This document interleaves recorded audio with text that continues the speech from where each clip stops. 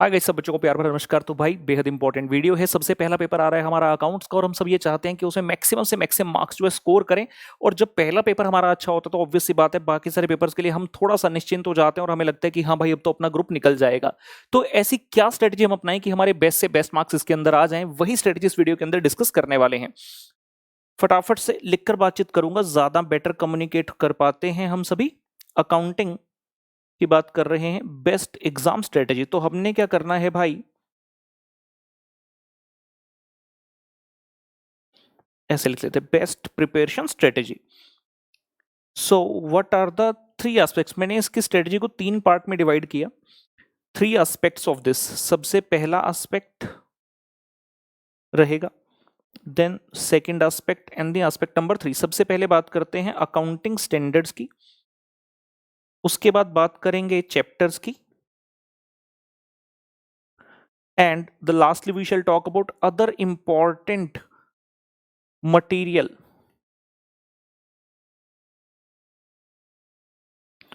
Other important things कह सकते हैं, अदर इंपॉर्टेंट मटेरियल कह सकते हैं, other important things to do. सबसे पहले बात आती है अकाउंटिंग स्टैंडर्ड की। हम सब ये जानते हैं भाई, जब पहला क्वेश्चन जो आता है, जैसे क्वेश्चन पेपर हमारे हाथ में आता है, तो सबसे पहला प्रश्न जो होता है अकाउंटिंग स्टैंडर्ड का कंपलसरी है 20 मार्क्स का, और उसके अलावा भी कहीं कहीं पर हमें एएस का पार्ट मिल सकता है। तो नीडलेस टू से this is the most important part.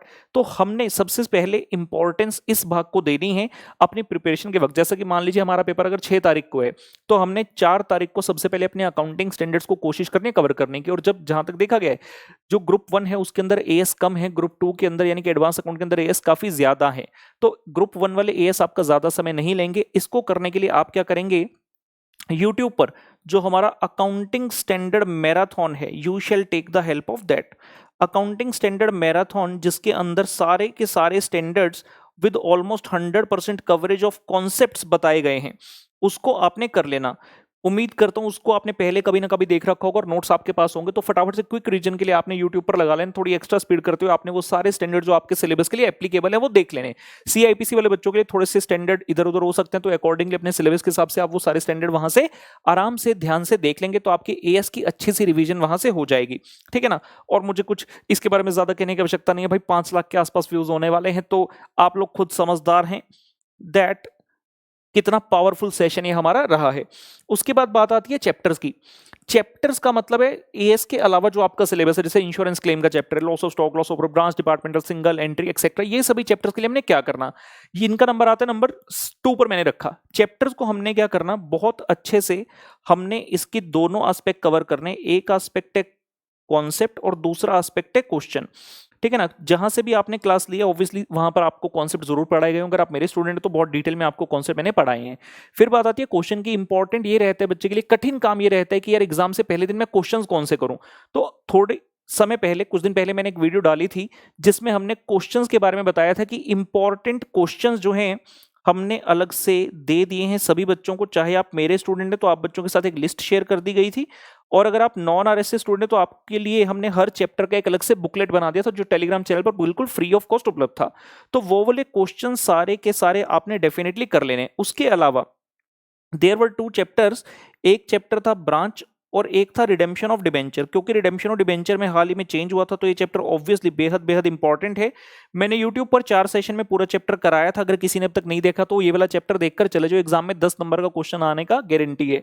Similarly branch, बच्चों की स्पेशल रिक्वेस्ट पर मैंने ब्रांच चैप्टर पूरे का पूरा मेरे रेगुलर बैच के 14 लेक्चर ऑफ 2 आवर्स ईच, सारा चैप्टर मैंने डाल दिया था यूट्यूब पर। अगर किसी बच्चे ने नहीं किया है अभी भी समय है, क्योंकि चैप्टर नीडलेस टू से is very very important. Exam में इसमें से काफी कुछ आता है।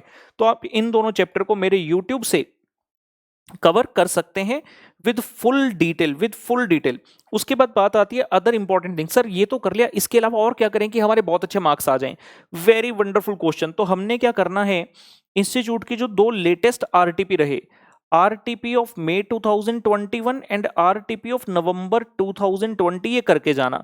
ये दोनों ही आरटीपी मैंने यूट्यूब पर पूरे के पूरे 100% सॉल्व करवाए हैं, तो आप वो वीडियोस डेफिनेटली देख लेंगे।